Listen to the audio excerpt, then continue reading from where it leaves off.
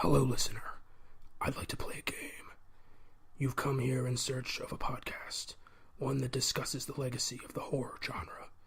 Today, your faith in horror movies will be tested. You will hear the story of the Saw franchise and the 8 films made so far that tell the intricate story of a demented man named John Kramer and his unique method of self-help motivation. Do you have what it takes to listen? Make your choice. It's time for Filmgazm.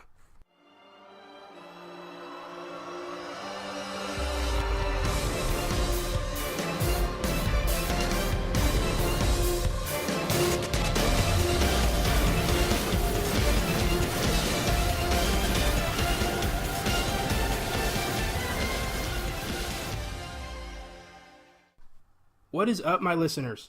It's our 9th episode today, and we have a special request from Filmgazm co-founder and longtime contributor Caleb Leger for one of his favorite horror franchises, the Saw franchise. Started in 2004 by James Wan and Leigh Whannell, Saw has become a staple of modern horror movie marathons, and for 7 straight years was an essential part of Halloween, with a Saw movie being released in late October every year like clockwork. Even the 8th installment, Jigsaw, which came out 7 years after the 7th film, continued this trend and was released in October. I'm honestly surprised more horror films aren't released in October. You'd think they'd want to capitalize on Halloween, but that's not always true. Now, before we get going, I do want to give a shout out to Boys in the Hood director John Singleton, who tragically died this past week of a stroke at the age of 51. He will certainly be missed. Thanks for being here to get yourself a raging Filmgazm. My name is Connor Eyzaguirre. I'm a massive film buff, and Filmgazm is a podcast where I talk about my favorite genre, horror, as well as weird Hollywood shit that piques my interest and the careers of notable figures in film history.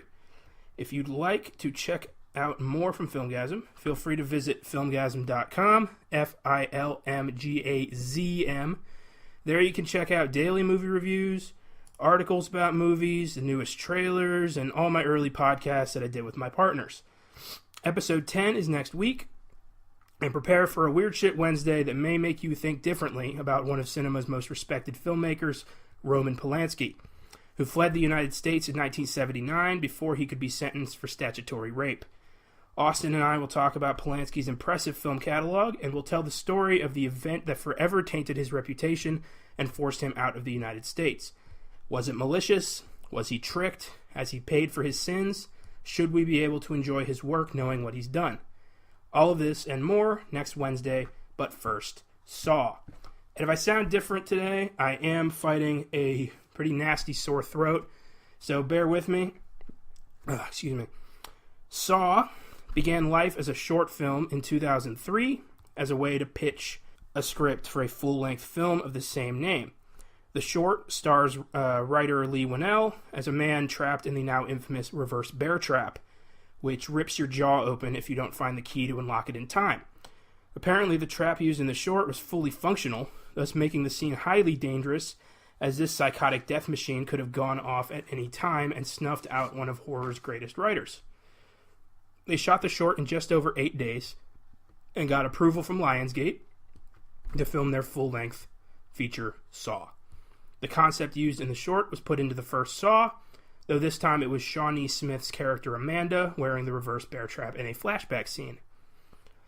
2004's Saw was written by Leigh Whannell, who also stars as Adam, the photographer, and it was directed by James Wan, the man behind so many of your favorite horror films from the past 10 years. As well as Saw, he's the man behind the first 2 Insidious films, and he's the driving force behind the Conjuring franchise, having directed both The Conjuring and The Conjuring 2, and provided the story for The Nun and the upcoming Annabelle Comes Home. Another notable horror film of his is 2007's Dead Silence, a creepy film about a haunted ventriloquist dummy that is really worth a watch. It's creepy. Outside of horror, he's also directed Furious 7 and Aquaman, so the man has many talents. Leigh Whannell has written the first 3 Saw movies, Dead Silence, all 4 Insidious movies, 2014's Cooties, a zombie comedy that looks intriguing, and 2018's Upgrade, a highly underrated cyber thriller that deserved way more attention. So you put Wan and Whannell together, you're going to get a great movie, basically.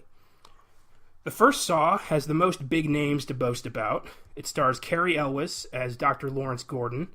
Elwes is one of my favorite character actors, and he's notably appeared in The Princess Bride as Wesley, his most famous role. He was in Robin Hood Men in Tights, parody of Robin Hood. He was in the final season of The X-Files, and he had a recurring role on Stranger Things. He's got 125 acting credits, but these are some that just stuck out to me. Michael Emerson, famous for his villainous role of Ben Linus on Lost, plays reluctant Patsy Zepp Hindle, whose name has lived on through the franchise as the title of Charlie Clouser's famous musical score that tends to chime in just before the big reveal in every film. It also stars Danny Glover and Ken Lung as two cops hot on the trail of the aptly named Jigsaw Killer, who is trapping people in sadistic puzzles that they must try and escape before it kills them. He then carves a puzzle piece from their skin if they fail and die, thus the name Jigsaw Killer. It also introduced the recurring characters of Detective Carey, played by Dina Meyer, Dizzy from Starship Troopers, for you Uber nerds out there. The characters of Amanda Young, played by Shawnee Smith, whom James Wan had a crush on since his teens and was ecstatic when he learned she'd signed on for the film. And, of course, John Kramer, the Jigsaw Killer, played by Tobin Bell, whose distinct gravelly voice and dark demeanor made him perfect for the role of Jigsaw, which he's played in all 8 films. The story goes that Dr. Gordon and Adam wake up in a dirty bathroom, both of them chained to a pipe. They don't know where they are or how they got there, but there are clues hidden throughout the room that point to what they must do to get out. On the floor in front of them is a dead body covered in blood, holding a revolver and a tape recorder. Tape recorders and tiny cassette tapes are a recurring thing in the franchise, and I've always wondered, where does Jigsaw get all those tiny tapes in the digital age? Like, that can't be an easy find in the mid-2000s. Hell, in the early 2000s, you probably couldn't even find tiny tape. I've never seen a tiny cassette tape in my life outside of these movies. Anyway, as the film progresses, Dr. Gordon learns that his family is in danger, and if he doesn't get out in time, they'll die. He and Adam find 2 hand saws hidden in the room, but they are unable to cut through the steel chain around their ankles. Dr. Gordon realizes in horror that Jigsaw wants them to cut through their feet. That's the big shock scene, of course, is Dr. Gordon making the impulsive and rash decision to cut his foot off to escape and find his family. What he doesn't realize is that on the other end, his family have already saved themselves from Zepp, an orderly who works at Gordon's hospital and the supposed ringleader, we think. But Gordon cuts his foot off anyway and crawls out of the room, claiming he'll find help for Adam, who's freaking out over what he just saw. When Zepp shows up to finish them off, Adam beats him to death with the back cover of a toilet. Then he finds Zepp's tape, which tells him that if he doesn't comply with Jigsaw's orders, he'll die too. So Zepp was not Jigsaw. Zepp was a victim too. With Gordon gone and Adam alone, the dead body that's been in the room the entire time suddenly stands up and tells Adam that the key to the chain is in the bathtub. Much to his horror, Adam realizes he lost the key down the drain when he first woke up. The dead body, actually John Kramer, who's been watching them the whole time, announces game over and locks Adam away in the room where he's never seen alive again. That's the first Saw movie in a nutshell. Obviously, I left out a lot of key details, but if you're listening to this, odds are you've seen the Saw movies before and you know all this already. I'm pretty much just covering the highlights of all the films. The point is that Saw has become known for 3 things primarily. 1, its super grisly torture devices and inventive death scenes. 2, its super complex mythology and ongoing story of Jigsaw and his many secret apprentices. And 3, its big reveal at the end that makes you look back on everything you've just seen and blows your mind. The first Saw is the tamest one, since the budget was so low, and it remains the most well-received entry of the franchise, with a 7.6 on IMDb and a Rotten Tomatoes score of 49%, which may seem terrible, but Rotten Tomatoes has never been too kind to the Saw franchise, so it's not very reliable. Its audience score is 84%, and I give it an 8 out of 10. It's a great movie. And here's a few Filmgazm facts for you. Number 1. Since its inception, Saw has become the highest-grossing horror franchise of all time worldwide in unadjusted dollars. Number 2. Jigsaw's puppet was completely made from scratch by the film's creators. It was not bought at a store or a puppet that was altered. And this is Billy, the freaky little white-faced puppet on the tricycle that has become the face of the franchise. Number 3, Cary Elwes filed a lawsuit against the producers and the production company because he only received a nominal salary with back-end revenues. I don't know what that means, but I'm assuming it was bad enough for him to sue. He claimed to have been promised 1% of the profit, which would be considerable since Saw went on to earn over $100 million globally. The case was finally settled out of court, but mostly as a result of the disagreements, and Elwes chose not to be involved with any of the sequels until Saw the Final Chapter in 2010. Number 4. The identity of the Jigsaw Killer is revealed early in the film during a flashback, when Zepp says, quote, "He's a very interesting person." On John's hospital bed table, in front of him is a diagram of the reverse bear trap. So if you're paying attention, this goes for pretty much all the movies, if you're paying close attention, you can figure it all out before the movie tells you what's going on. And since this film was a monster success, a sequel was a no-brainer, and Saw 2 came out a year later in October 2005. It was directed by Darren Lynn Bousman, who also directed Saw 3 and Saw 4. This film has a much larger role for Tobin Bell, who I think gets the most to work with in this film, and Shawnee Smith, who gets put back into another game and works as a sort of guide to the newbies about how to survive Jigsaw. Donnie Wahlberg, New Kids on the Block star and brother to Mark Wahlberg, stars as Detective Eric Matthews, a neglectful father whose son is put in the game. Jigsaw forces Matthews into another little game in which he promises his son will be returned to him if he just sits there and talks with him. But because Matthews is impulsive and angry, he can't just do that.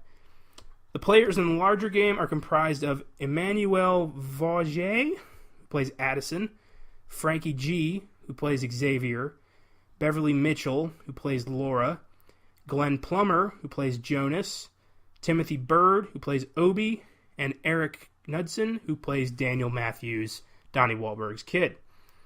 They're all pretty forgettable, but they're interesting enough to maintain, a sense of care in the movie.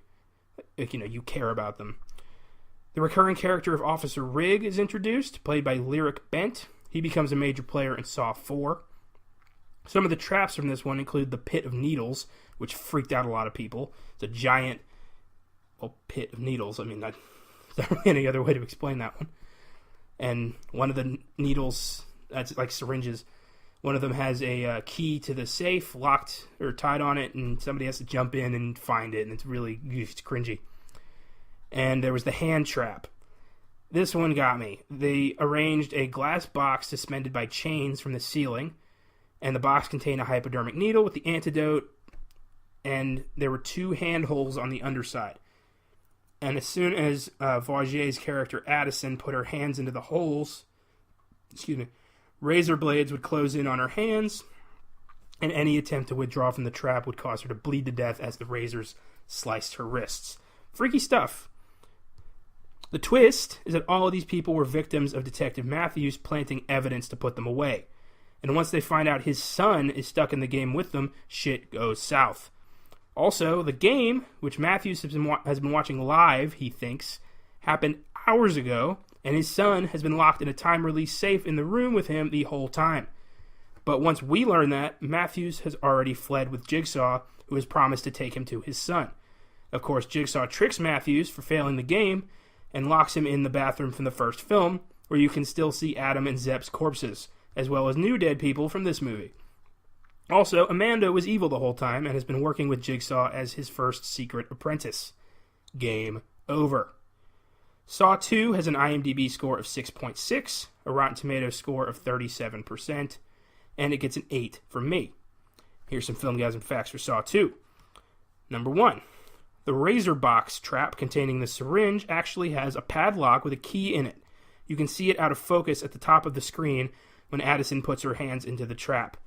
The filmmakers deliberately included this as a way of showing that Jigsaw knew the characters would rush in without checking the trap for a simple solution. Oh, that sucks.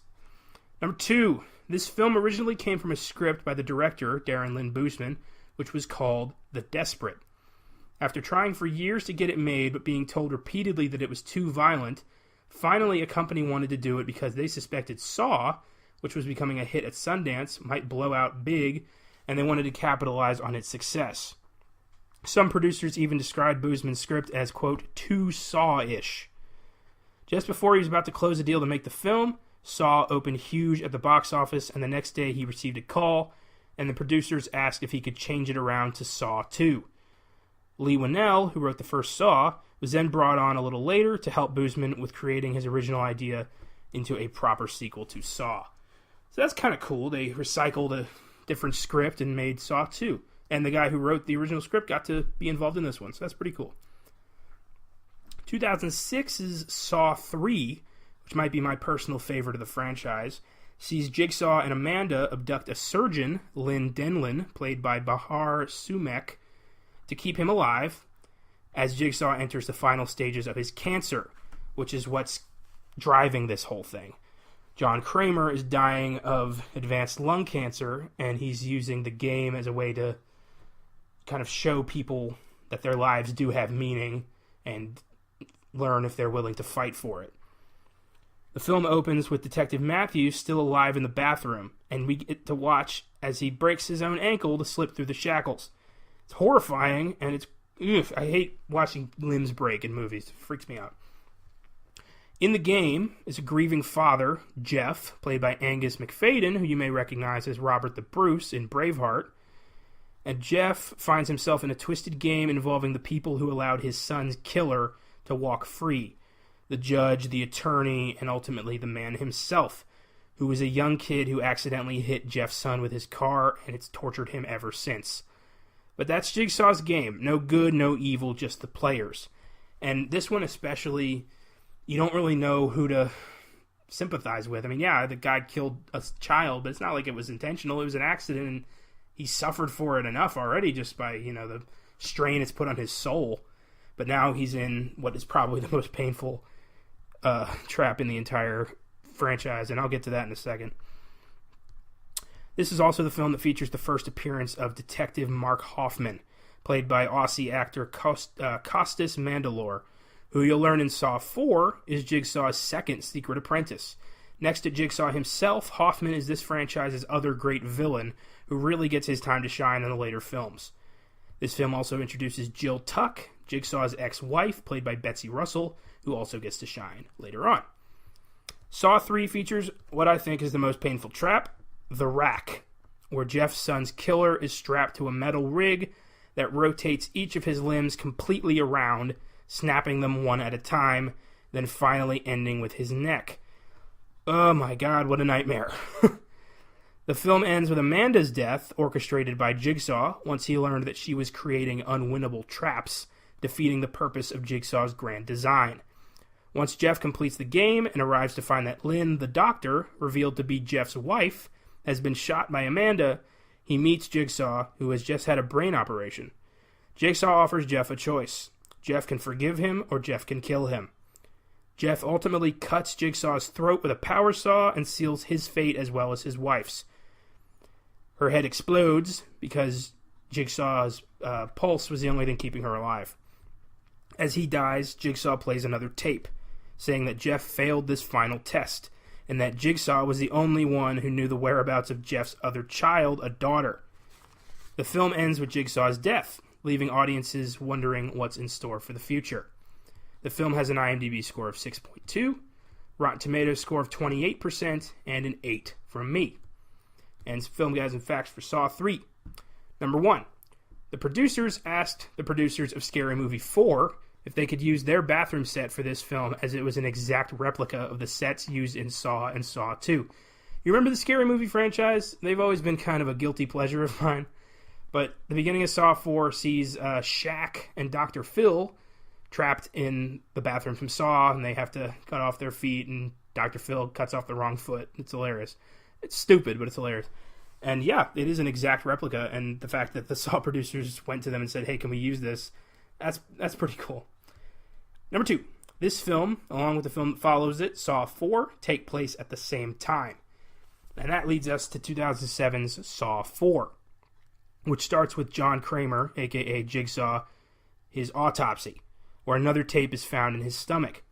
Hoffman plays it, and the audience is led to believe that Hoffman is next to be tested. the game did not end with Jigsaw. There is many games to come. Sorry. The true player of the next game is Officer Rigg, who seeks revenge on Jigsaw after the death of Detective Carey, who was killed at the beginning of Saw 3 in one of Amanda's unwinnable games. If I remember correctly, her ribs were stuck to this metal thing, and she had to reach into a jar of acid to get the key, but the key wouldn't unlock the thing anyway, and her chest was ripped open. It's pretty twisted. Rigg is told that he has 90 minutes to rescue both Detective Matthews and Detective Hoffman, who are waiting at the end of Rigg's game. The film introduces FBI agents Strom and Perez, played by Scott Patterson and Athena Karkanis, respectively. Of course, Rigg fails his game. He was supposed to learn not to rush into situations half-cocked, and his inability to learn results in Matthews getting his head crushed by 2 blocks of ice. It is then that Hoffman unties himself and reveals himself to be the one carrying out Jigsaw's legacy. Also, Agent Strom encounters Jeff from the last movie and shoots him in self-defense, ending his story. We also get some backstory on John Kramer, and we see how his unborn son Gideon was killed by a junkie who slammed a door on his pregnant wife Jill. This was the beginning of his devotion to making people appreciate life, and started him down the path of becoming Jigsaw. Saw 4 has an IMDb score of 5.9, a Rotten Tomatoes score of 18%, and an 8 from me.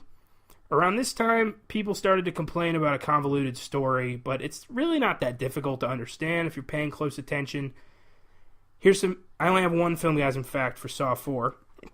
This is the first Saw film written by Patrick Melton and Marcus Dunstan, who would also write the next 3 entries in the series. When interviewed about the job, they learned that there was a Saw Bible with rules they should have followed. However, as they had never received it, they had planned out an entire series of Saw sequels from their own ideas.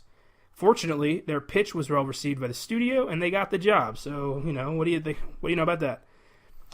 2008's Saw 5 was directed by David Hackle, who was a production designer on Saw 2, 3, and 4.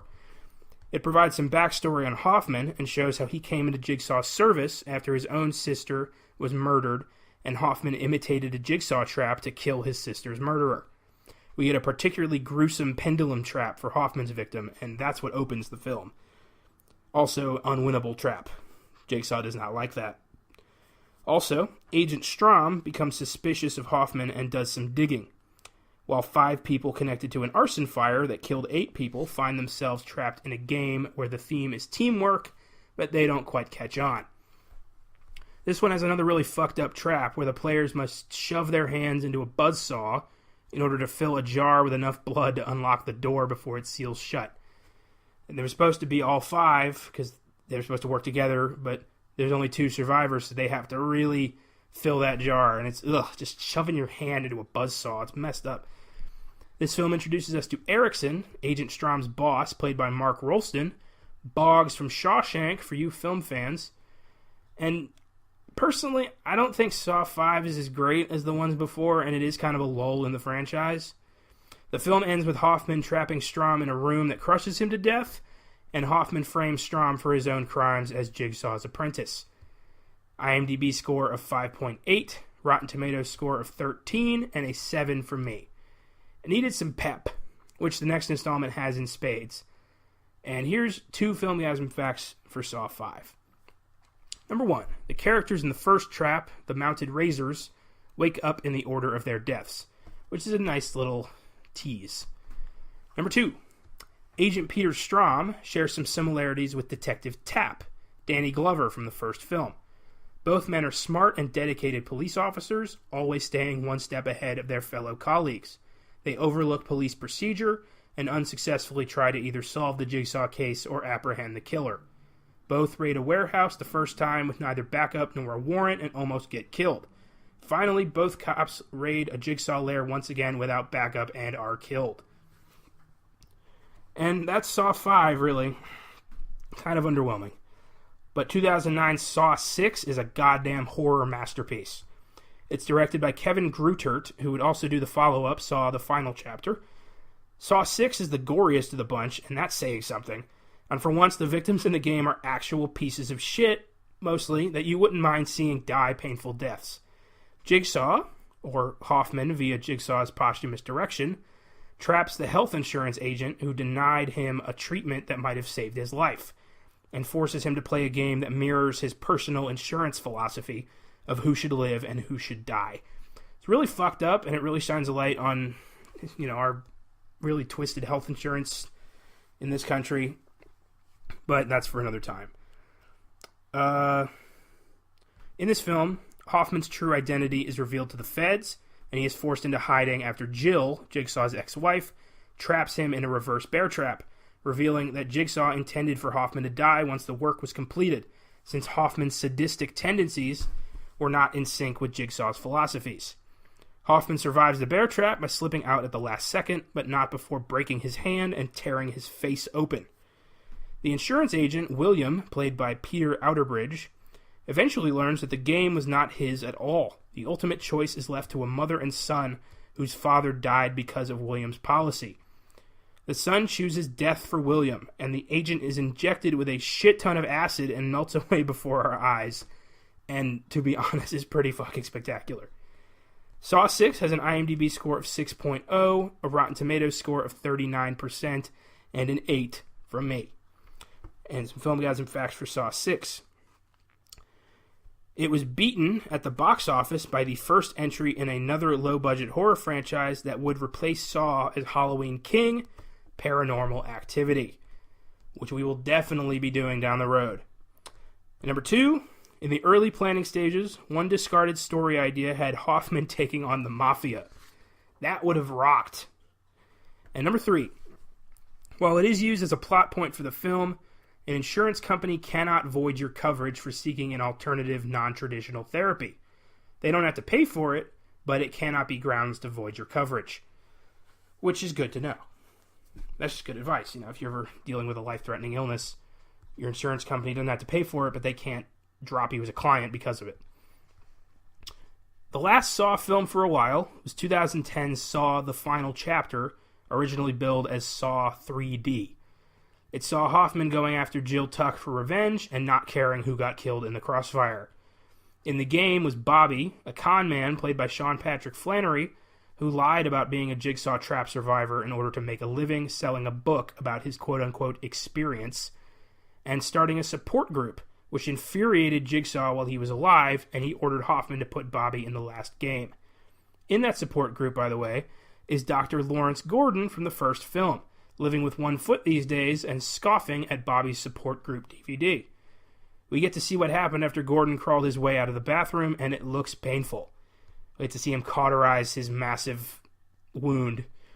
This final entry is heavy on the gore, but doesn't really bother with the story, though it does feature the late Linkin Park frontman Chester Bennington in a cameo role as a neo-Nazi glued to a car in a grisly trap, so there's that.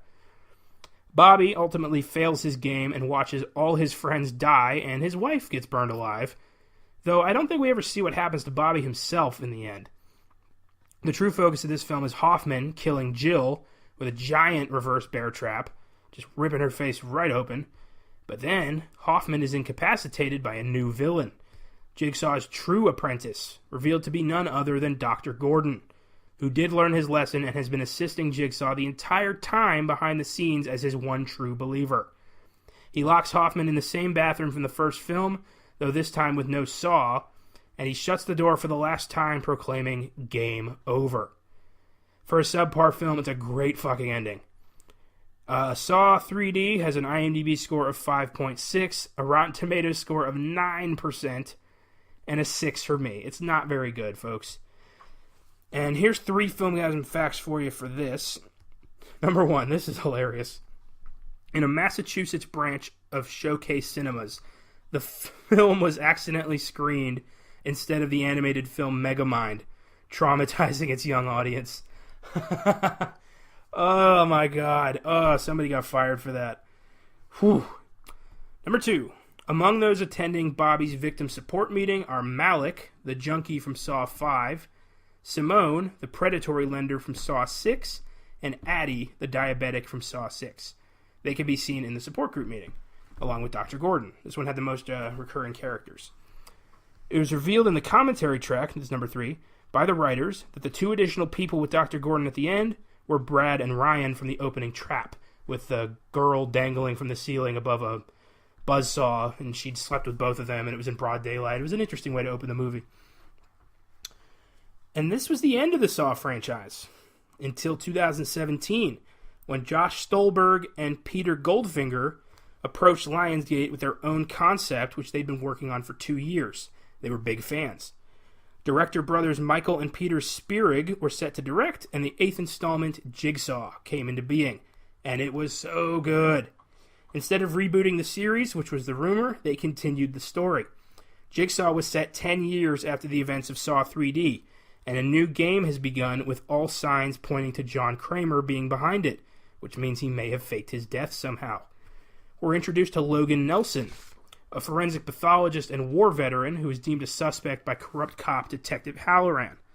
The people put in the game are all guilty of their own individual sins, and we get a big reveal in the middle that the man behind the game is indeed John Kramer, the Jigsaw killer.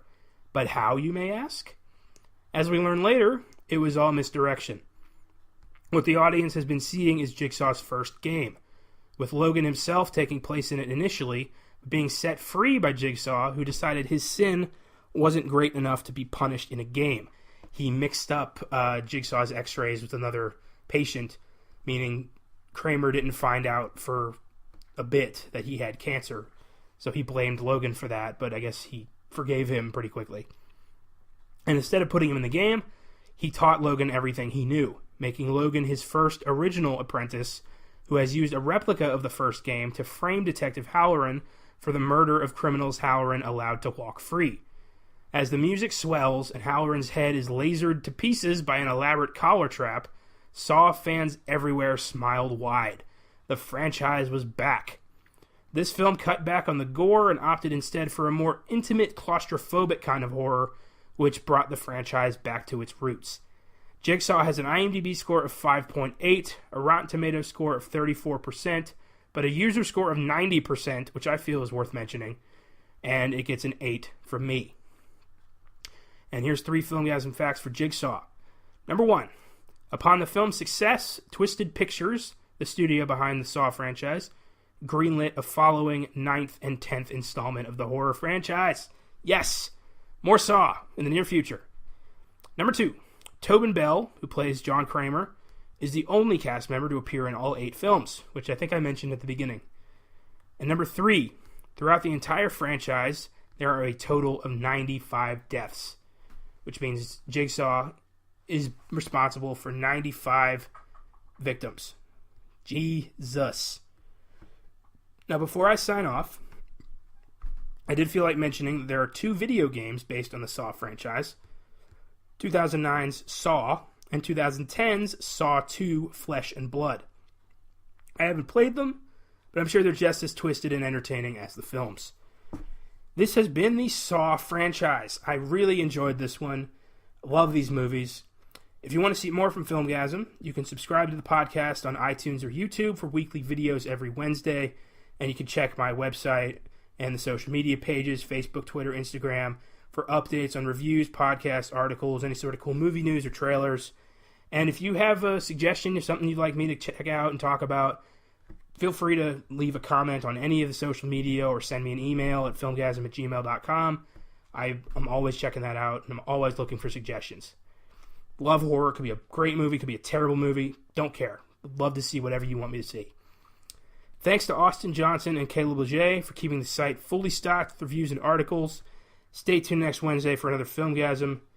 And that is game over.